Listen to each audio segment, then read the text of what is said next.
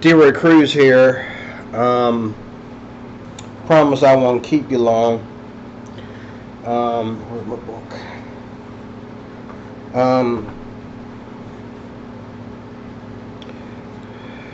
I know that if I go in this book right here,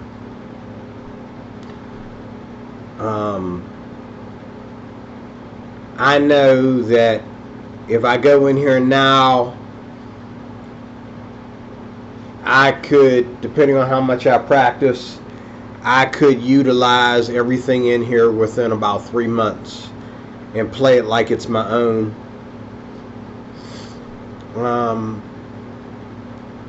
Even if I wait till I'm 70 years old, I know that this book will help me because of the way it's laid out.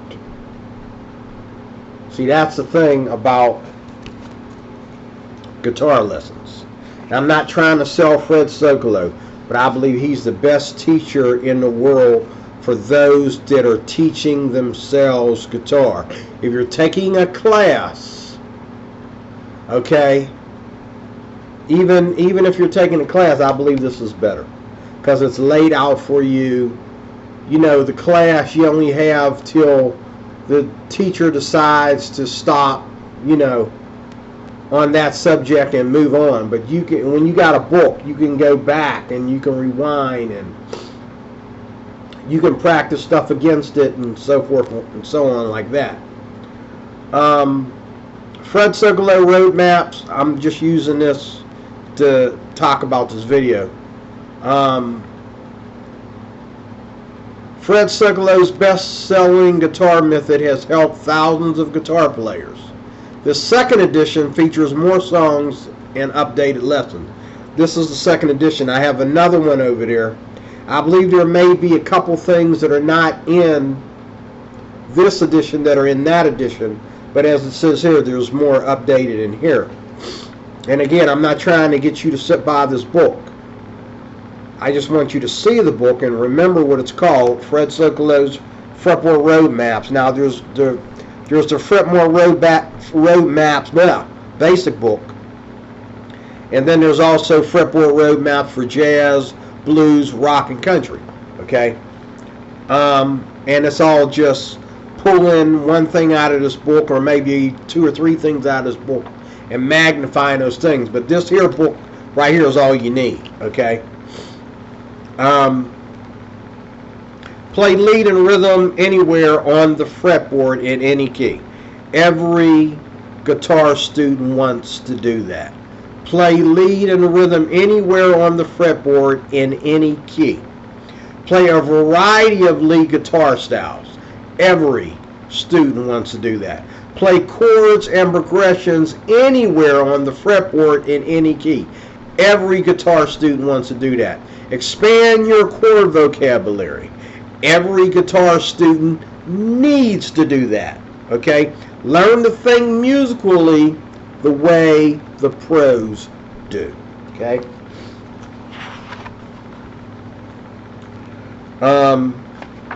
And I'm not trying to sell this book. Here's another part of the book that caused me to buy the book, and because I had Fred Sokolow's other book, I have a whole line of Fred Sokolow material going all the way back to the 70s. But I didn't get into him until around the time I got married, which was in like in 91 or 92. Okay. You need the Fretboard Road Maps. If all your lead guitar playing sounds the same and you want some different styles and flavors from which to choose. Some keys are harder to play in than others. And if you're learning like off of like Mel Bay books, if you're learning off of like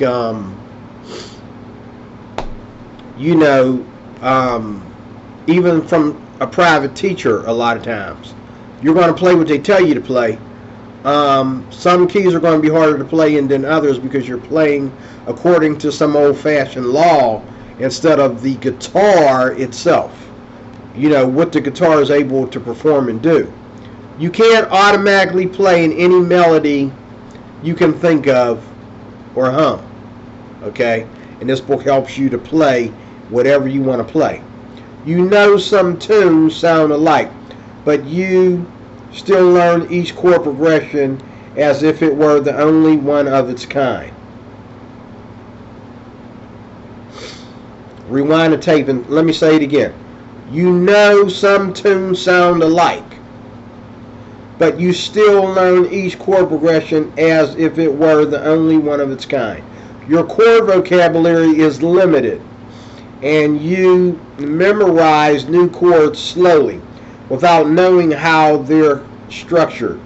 You know a lot of bits and pieces on the guitar, but you don't have a system that ties them all together.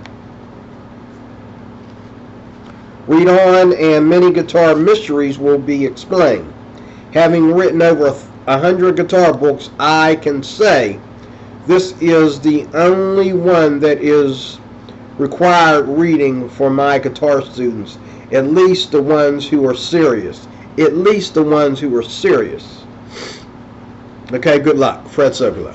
Alright? Now, I'm not trying to get you to get this book or buy this book, but I do want you to consider the book, and I do want you to consider how this book talks about the rest of us that are trying to learn to play. Now, in my experience, when I first got my first guitar, I wasn't really humble to take serious lessons.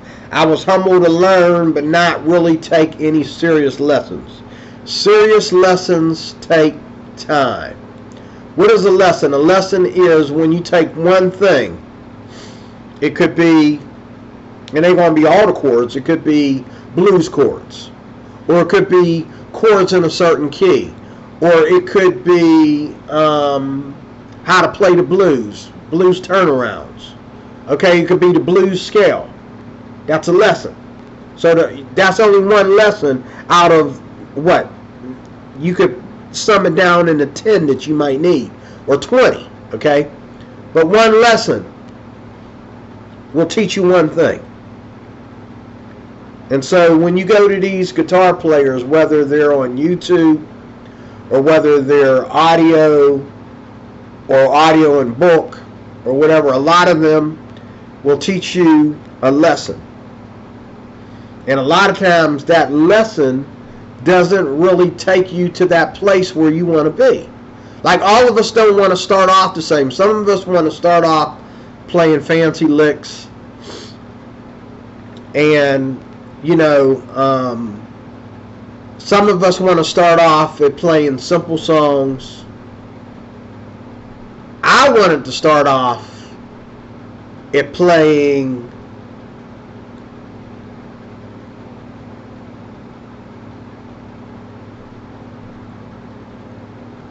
that guitar sound in my music, and I wanted to write. I've written songs. I haven't copywritten them yet. That's why I don't play them a lot on YouTube. But I've written a bunch of songs, and I got them in folders all over the apartment. Okay, but I haven't copywritten any of them yet, so I don't play them a lot because I don't want nobody copying my stuff. And I guess if I get them copywritten and start to play them on my YouTube channel, maybe I would get more followers. I don't know. They're not rock songs. They're not secular songs or Christian songs. They're not church music. They're CCM. They're contemporary Christian. But I remember when I got my first guitar, this Cruise guitar. I don't even know if they sell Cruise anymore. If they do, they're like a isolated item. When I got my first guitar, it was all black, and it was like laminated, like a mirror. You could look in it and see yourself. I used to look in there and pick my teeth and find out that I didn't shave and stuff like that, and drop the guitar and run in the bathroom and shave. Honey, I forgot to shave. We get ready to go to church. I forgot to shave.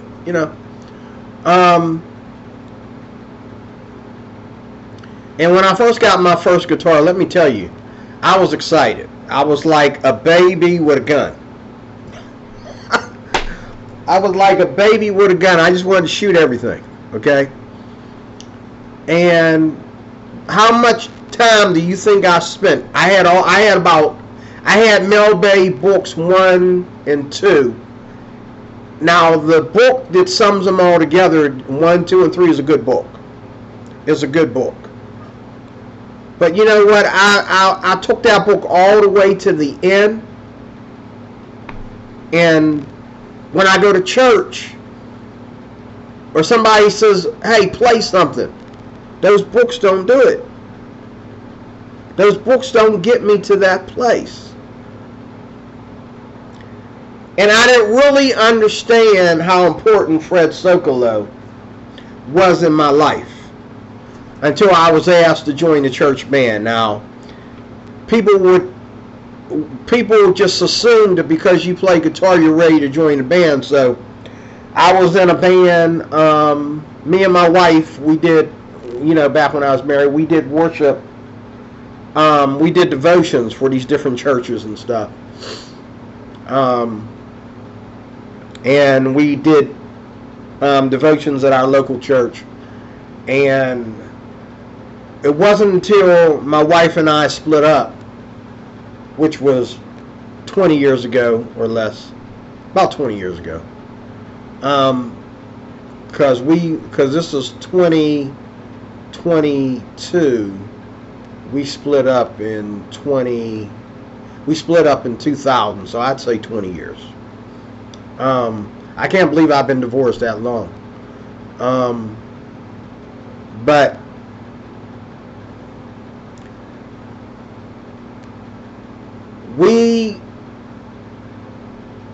it wasn't until we divorced and I stopped playing for a while, I became real rusty.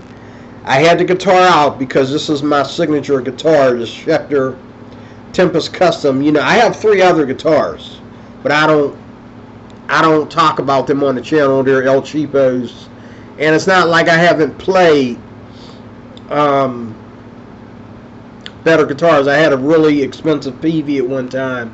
I had a Cork guitar, a really good one that's now back in print. They took it out of print. They put it back in print. My man, I need to memorize these channels because I watch your channels every day and don't memorize what the channel names are. But my man who he does reviews on every new guitar out. The Cork, I have one in that closet. I need to put the tremolo back in the box and restring it. That's all I need to do is put the tremolo. I have the floating tremolo taken off. And all I need to do is put all that back in there and restring it, and I got it. It's an awesome guitar. I also have behind me, in that case behind me, I got a Squier. And I just sold a guitar before I left, Westmoreland County, moved to Pittsburgh. I sold a really good cruise guitar. Actually, it was a cruise guitar. It wasn't the one that my first one that taught me how to play a little bit. It was a newer one that I bought later, and it was very nice. It was like a yellow cream color with a pick guard. It was a Strat, but it wasn't Fender. It was Cruise, and the body was real thin, like Ibanez, and it was a very lovely guitar and very lightweight. This was kind of heavy, like a Les Paul. Not as heavy as a Les Paul, but a little bit heavy. This is about 7 pounds or more. But more. I think it's more than 7. But maybe try 10. Yeah, it feels like almost 10. It feels almost like the weight on this feels like almost like a 10-pound bag of potatoes. I'd say about 8 or 9 pounds this guitar is. When you pick it up like this. Yeah, I'd say about 7 or 8 pounds. Maybe I'm pretty sure it's heavier than 7, maybe 7 point something. But when I got my first guitar, I remember how anxious I was to learn and to play. Not so much learn, but to play. Let me give you a little bit of advice. I said this in another video. It's okay, first of all, to be anxious to play. Just what even without practicing, just pick your guitar up, and if you know how to play anything, play that thing till your fingers get tired. Play that thing, just play it until it becomes something else. And that's what I did back then, because I just wanted the guitar in my lap all the time. I just wanted it in my hands. I just wanted to be able, because my wife was a keyboardist, and I wanted to jam with her, and she taught herself how to play keyboards like I teach myself how to play guitar. But she had learned how to play the keyboards prior to us meeting each other, and she played in bands in California and all like that before coming here to Pennsylvania. But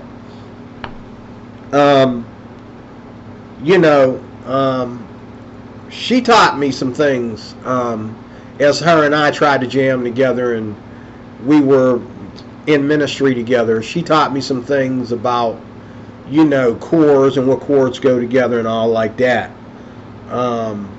so that we could get through a rehearsal, so that we could get through a concert, and I already told you how that all came about in other videos. But the point is, don't be afraid, first of all, to just pick up your guitar and play it. And don't be afraid to be in a rut. If you get yourself in a rut, you will get yourself out of that rut. A lot of times, as this guy Rhett was saying, a lot of times that rut, you learn things while you're in a rut. Don't stay in the rut though. For example, if I am studying triads in his book, okay, I'm not going to spend all day in that one place. I'm going to go to the next chapter. Spend maybe 10 minutes in that chapter, and then go to the next chapter and the next chapter, and then go back in time. And the next day I might start all over. Because one thing good about this kind of material that's laid out so well like this is that it all goes together. It's all terminology. I got books over there that are like just a bunch of scales. Just scales in the books. And I got books over there that are just chords. And in my closet, just chords and scales, and not teaching you where they go, where they fit, or anything. But this guy here, Fred Sokolow, I know that if I go in his book, whatever I practice in there is what I need to practice. Everything in here needs to be practiced. Everything in here needs to be practiced. Every scale, every chord. I can learn other scales from other books. I can learn more chords, even though he shows you how to find all your chords in here. Okay. The thing is, everything he's teaching you, you need to learn. And when I was listening to Rhett, where is he? I think his name is Rhett Skull. When I was listening to him just a little bit ago, he was saying the same thing. There he is there. His channel name is Rhett, R-H-E-T-T, Skull. Or Shoal. Maybe it's Shoal. Rhett Shoal. Yeah, there's no sky. It's S-H. There's no C in between here. It's Rhett Shoal. Rhett Shoal.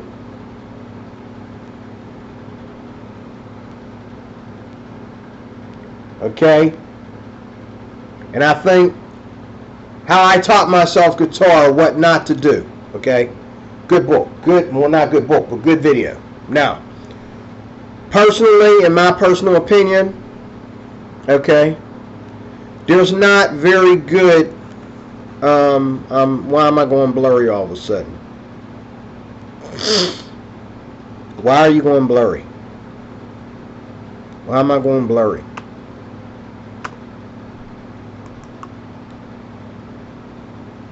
Come back.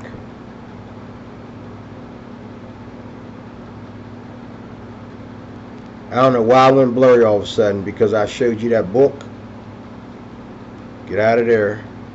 Let me try this.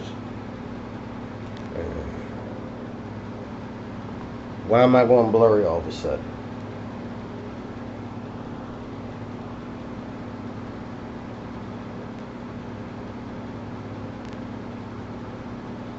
I don't know why I went blurry. Maybe the lens is going bad. I don't know. Maybe the lens is dirty. But I just went blurry. I don't know if you can see that, but I can't. Went blurry a little bit. Anyway.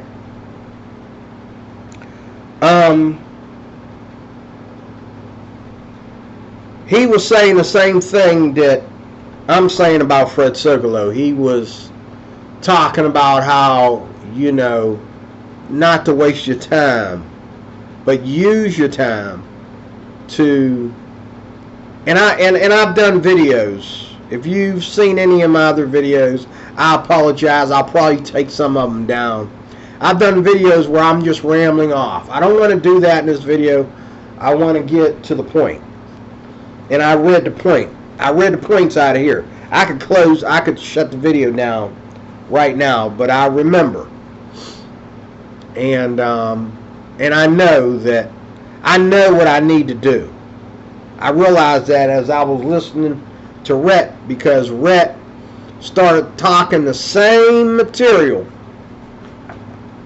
that my boy, my favorite teacher in the whole wide world, was talking about. He started talking the same material, okay? The same material. And why does not only Rhett, but you know, what's his name? What's the other guy's name? He's a good teacher, and before I was watching him, I was watching Marty Shorts. Marty Shorts. His music channel is Marty Music. He's a good teacher too, via YouTube. But that's just a way of making pointless money, because the best teaching is going to be what I call the laid out method. You open a book, the stuff that they're teaching you there. Fred Sokolow is, you know, got written down in here what's coming out of their mouth. Some people are just video nation. You know, they just don't know how to do anything without a video. You know what I'm saying? They don't even read the Bible without a video. They have to see the Bible on video. They can't read it from a book anymore. But if you're serious about learning how to play the guitar, for the last time, if you're serious, you can't go wrong with this. This is everything you need to learn. Everything else is just more icing on the same cake. You know, so somebody else will teach you how to play faster. Okay? Somebody else will teach you how to play more. You know, and I got books around here to teach you how to play. I got some good books. One of the reasons why you have trouble learning is, number one, you. Because you're not really serious about learning. Because if you're serious about learning, any skill you learn, whether it be the major scale, which is most important, the major scale, the pentatonics are the most important. The modes are important.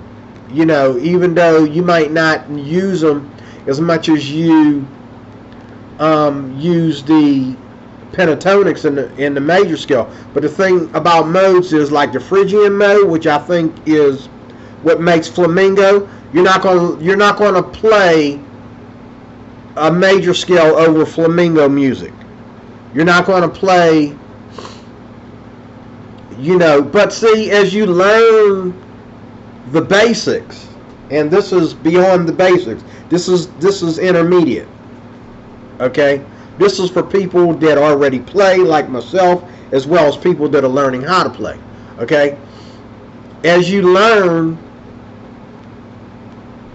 the basics, your basic major scales, your basic, pentatonics, you'll be able to play a little bit of flamenco, because it'll just come natural to you, because once you learn the chords, you learn, like Fred Sigalo says, more, single note solos are derived from chords more than from scales. But if you really, really, really want to get into the flamenco society, so to speak, and really, really, really hang out there for a while, and really, see what your distance is in that field, you need to learn the Phrygian mode.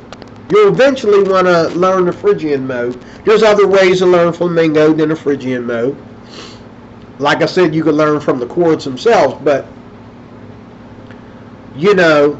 this one guy that I watch on YouTube, and I watch just as many guitar players on YouTube as you do. This one guy I love to watch. He was telling me just yesterday how important the Phrygian mode is to flamenco music. So, so Fred Sigalo doesn't teach you flamenco. He teaches you country, rock, blues, and jazz. He don't teach you flamenco. Okay?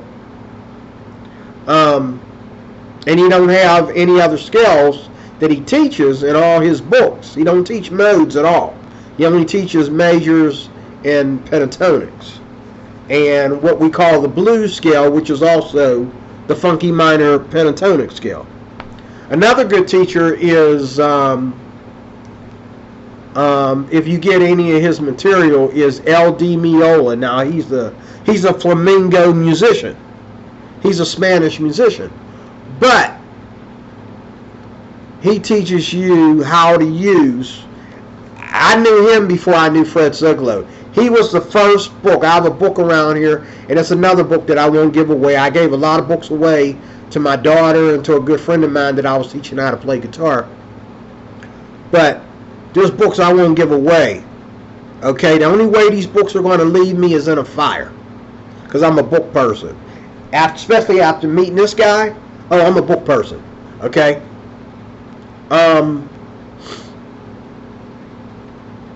L.D. Miola is an excellent guitar teacher when it comes to books. He writes excellent material. You know L.D. Miola, who he is. L.D., I think it's A-D-I, and then it has like the apostrophe because that's like Spanish. M-E-O-L-A. L.D. Miola. Okay? He's a real good teacher. And I've heard him play. He don't play rock and roll. He plays flamenco and other forms of Spanish music. He doesn't play rock and roll. But he does. I've seen him really, really get down to earth with the orchestra. Let me move on here. But again, when I was in the band, let me go to the band now. When I was in the band, that's when I really began to realize how much Fred Sigalo was an important part of my life. I realized from being in the band just how much Fred Sigalo was a very important part of my life. Okay. And I immediately, when they asked me to join the band, I immediately went home and started breaking down his material, and guess what? I went to band practice and I went through it like a zip. Okay? But as time went on, they wanted me to play more stuff that I hadn't really mastered yet with Fred Sigalo. And do you know, out of all the music we played, I played 2 scales?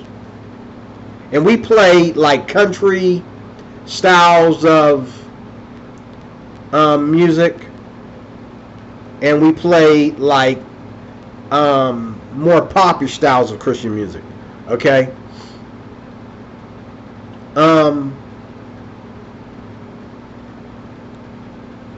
it's not going to be your strumming, especially when you're playing behind somebody. Okay? It's not going to be your strumming. It's not going to be your strumming that gets in the way. There's two things that are going to get in the way. Your ability to move the chords fast enough and to play the chords within a beat, and that beat could be syncopated all kinds of ways. Your inability to utilize the chords properly, and your inability to, play the proper scale position. Okay, and there might have been one song here and there where my pastor was like, you need to find a different way to play that song. So I had to go to Fred Sokolow, and you know what? I got all these books. I got a ton of books in that closet over there. I never left this book. Now this is the new edition. I have the old edition too. I just got this since I moved here to Pittsburgh. I never left this book. Everything I needed was in here, even while I was already in the band. So when my pastor was like, well, you know what, that scale right there, that doesn't sound right because it's bluesy. You can't play everything in a blues scale. Oh, my heart was broken, but I wasn't going to give up because I love the blues scale. I love to play everything in blues scale. But he was like, you can't bluesy everything up. And he was right. So what did I do? Well, Fred Sokolow teaches you how to play the major pentatonic scale. He also teaches you how to turn the blues scale by moving it backwards 3 frets. I think it's 3 or 2 frets, and turning it into a pentatonic major scale. Okay? And so there's other people on YouTube that have said you only need one scale. It's the pentatonic. And he show you two pentatonic scales. You play both those two pentatonic scales in different keys, and that way you have all the keys. And then any scale you want to switch from major to minor, you just move it down. If you want to go minor, you move it up 3 frets. If you want to go major, you move it down 3 frets. You don't need to learn any more scales. It's not that hard. It's just a matter. It is going to take you time though, because it's the repetition and the practice, the calluses on your fingers. It's learning something to the point to where you can play with your eyes closed. It's learning something to the point to where you can hear somebody else play and you know what they're playing because you played it so many times already. That's what being a musician is. That's what being a guitar player is when if someone says to you, hey, I need you to play this. Can you play this for my wedding, or can you play this for the anniversary award party or whatever? Can you get up there and do a little electric tune, you and your band, or can you get up there with my band? We don't have an electric guitar player or whatever. You as a player, you as a student that is a hard-working student and dedicated to your study, I'll put it like that, you can just get up and look up the chords, look up the song, okay, look up the tab, look up the song, and look up the chords, and listen to the song that they're talking about, or if you don't know the song, listen to the song that you're talking about for a day or two, and then play it in your own way because you have your own bag of skills from all this time you've been practicing whatever material you've been practicing. You have your own bag of skill sets, okay?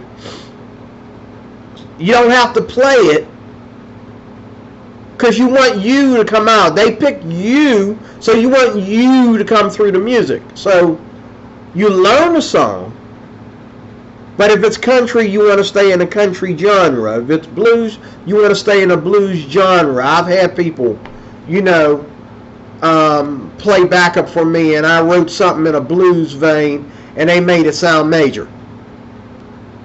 Okay? I remember I was playing with a dude who plays like rock, you know, and I was playing something in church, and he went over ahead of the horn player and just started rocking out, and I'm like, dude, why don't you let the horn player play the first lead role, and then at the end of the song we're just going to keep playing and let you have it for, you know, for 4 bars, you know, back to back, 8 bars actually. It's all yours, okay? So I could fit everybody in the band. And I knew he was going to turn it into a blues thing, but since we're playing the song, you know, the whole time in more of a more swing major type of vein, you know, more folk vein, when he rocks the song out with a blues scale at the end, and I don't even think he knew that he was playing the blues scale or the funky minor pentatonic. He just been playing so long, he just knows those notes, but he don't really know what scale he's playing in. But I told him, you know, save that for the end of the song. It'll sound great at the end, and it did. It was a smash. The people thought, they thought we were the gods of music. Okay? Thank God we were in church, because I don't know, somebody had been ripping off their panties or something. I don't know. You know, but thank God we Christians and we were in church. We keep it clean.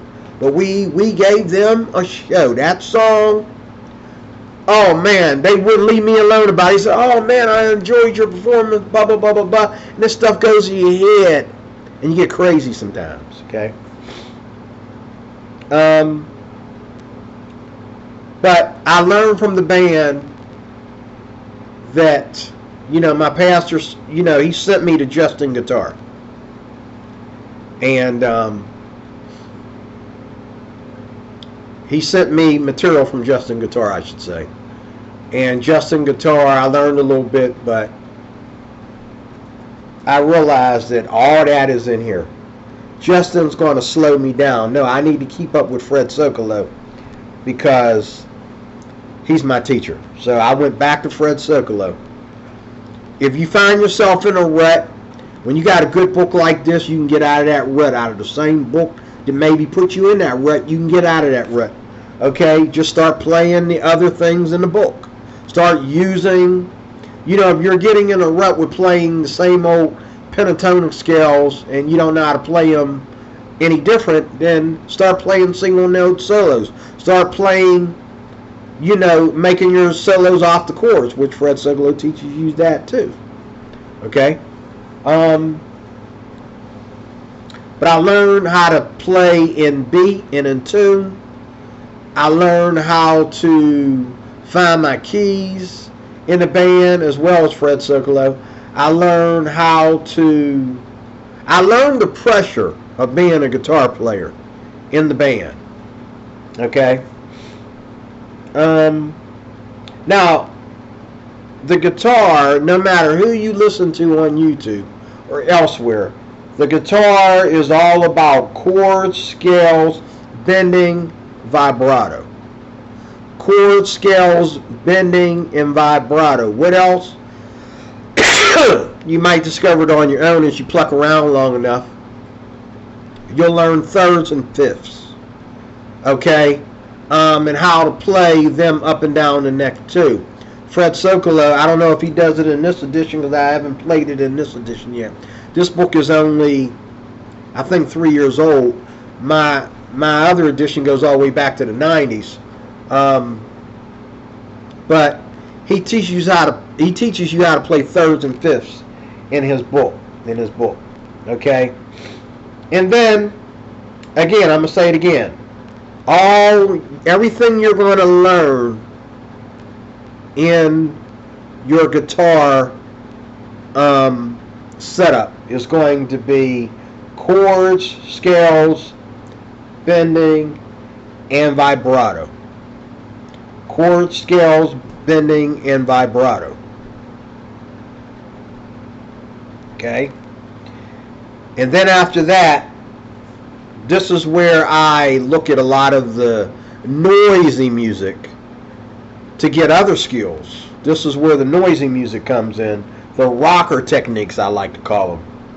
Like people like Yngwie or Yngwie Malmsteen, however you pronounce his name. What I like about Yngwie is, even though I'm not really into that style of music, that style of rock or whatever, I do like to watch him perform, and I do like to watch him be interviewed, because he is a classical musician. He started off with the classical guitar, acoustic, and turned it into a rock machine. And then he had an electric guitar signified for him, which is a rock machine. And his playing, his style, all comes from classical music. That is a wealth of information right there. Okay, that is a wealth of information. That's what music is all about. It's about information. It's not about, all the hype and all the, how you look, like this guy Rhett was saying. It's not about how you look and how you sound. It's about your skill set. It's about information. It's about information. When we learn how to play the guitar, we collect information, and we turn that information into music, and we turn that music into ourselves, to our own expression. Let me say that again. When we start out on the guitar, it's all about collecting information. A lot of us don't have enough information to even go anywhere with our music. We've been playing and playing and playing all this time. We don't even know how to find a flamingo scale. We don't know where to go to get the sound that somebody else wants us to play. We don't know how to play with other people. Okay? But it starts off with information. You take that information and you turn it into music. That's where you begin to be a musician. And then you take that music and turn it into you. You are the last thing that's coming out of it. The music comes first. The information comes before the music. First, you got to know the chords. They have a chord vocabulary that you know how to play fluently. You have to have a scale vocabulary that you can refer to and call up anytime you want, anytime you need to, fluently. And then you turn all that. Later, you become last. Then it can be about you, like John Mayer. You know what John Mayer said in the interview? John Mayer said it's all about patterns. He said somebody showed him a scale one time. He said somebody was trying to show, I think it was one of the guys from Stills and Nash. Someone was trying to show him a scale one time. And it was a different scale than what he normally plays. They were trying to help him out a little bit. They were trying to show him a scale. He said, man, I'm into patterns. That's what the road maps are. Every scale has a pattern so that you can play that scale up and down the neck. Every triad has a pattern so you can play those patterns up and down the neck. You can play the inversions of any chord by patterns. Fred Sokolow. And John Mayer was saying, I'm into patterns. Like, that's how I've learned. That's how I've learned how to play guitar. I've learned these patterns. I memorize these patterns. I play these patterns like the back of my hand. I can play these patterns blindfolded. He even did it on a video one time. He played the pentatonic scale. I think it was the A minor pentatonic or one of them. He played it backwards with his eyes closed or something like that. I think I saw a video on that. But, I look up to John Mayer because he has so much information stored up here. He just keeps on producing nice songs. Now, he's with the Grateful Dead now, so I guess he felt that he's not going to be able to write songs like he used to. I don't know why he would join the Grateful Dead. I like how he writes songs, and I love the way he syncopates those songs and enhances those songs. And I can see how John Mayer does stuff. First of all, he collects the information that he discovered. He discovers the song, like B.B. King. He discovers the song. And then he discovers the song, and then he takes that information and he begins to build chords and a scale set for that song. You know, single note solos, vibrato, you know, bending.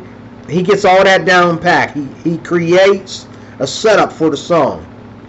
Okay?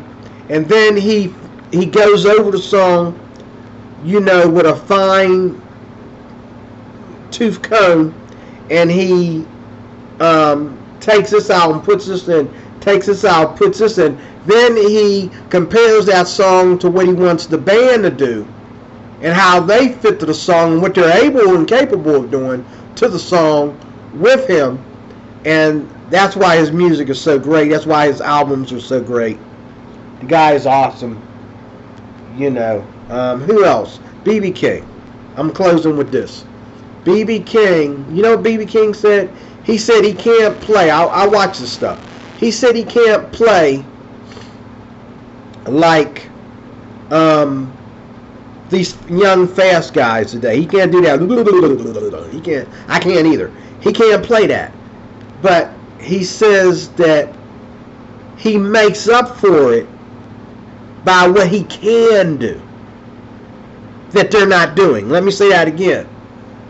He said he can't play fast. He says some of these guys, like, you know, he's talking about Stevie Ray Vaughan. He said Stevie Ray Vaughan could play so fluently. He could just, you know, he just, his hands, they were just flawless, and they could move. You know, he said this at the Stevie Ray Vaughan tribute. Okay. He said he can't play like them young guys, and he couldn't play like Stevie Ray Vaughan. But he said he's able to make up for it by, you know, the harmonics that he plays all through a song, and the additions, you know, adding more blue notes to a scale that's already blues, and the bends and the, you know, double bends and different things that he plays that he can play fast or slow. His approach to a song to make it sound so sweet. He can make a slow song sound so powerful and a fast song sound so melodic. Okay, he just has that skill. Nobody, including the people that B.B. King looks up to, nobody's ever going to put him down and say that he wasn't a skillful player. But B.B. King, including, someone did a video about just recently that I watched a little bit of it, about B.B. King, Buddy Guy, and Jimi Hendrix. They were not theoretical. They broke all the rules. Okay? And this is a good lesson for you in your journey. These guys broke all the rules. Okay? To music theory. But they sounded good. And I think that I know. I have the B.B. King Blues Master video where he shows you a style in that. The white gentleman sitting across from him, that's the host of the show in the interview, he is showing you, and he's showing B.B., that everything that he's playing is within musical theory. Even the stuff that nobody else plays but him, it's all in musical theory. So when B.B. King would, you know, bend the string and say, oh, you're bending up to a fourth, okay, and he would look at his hands and he would say, okay, that chord right there, B.B. didn't even know what the chord was. He said, oh, well, that would be the E9. And then B.B. would go, yeah, and so if I go down a step, I got D, I play that one. And, you know, he would explain to this guy, but this guy would explain to B.B. what he's playing. Kind of like what Fred Sokolow does to me. Explains to me when I'm playing that I don't know that I'm playing. That's the way a lot of us are. But you know what? Just picking up a guitar and bending some strings and playing some riffs without, and sounding like a crock without knowing what you're playing, that's fine, because that's how you learn as well. And that's how a lot of these guys like B.B. King, Buddy Guy, and Jimi Hendrix, Jimi Hendrix turned noise. He was so impressed with those guitars, he would turn that noise into music. But you listen to some of his riffs and his style, okay? It's just he's the #1 rock guitar player that I've ever, and not because he's black, but seriously because of his approach to the guitar. Okay, it's just phenomenal, and people to this day will always. You got kids that are like 7 to 16 years old that are following after Buddy Guy. They want to play his stuff, But Buddy Guy, you know what his technique is? He takes excerpts from songs that he plays, and he was doing an interview one day, and he says, well, I was going to play this way, when he was talking about how he played Jimi Hendrix.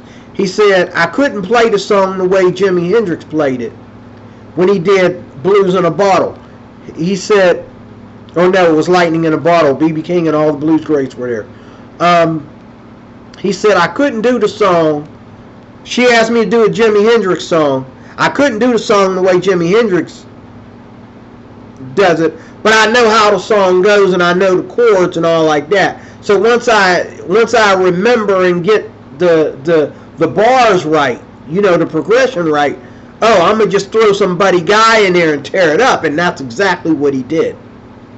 Okay, that's exactly what he did. Okay, so again, it's about information. Turn that information into, forget all this worrying about how many YouTube videos you can watch and how many, tabs you can look at, and looking at people's fingers and, trying to keep up with that. Old school is best, okay?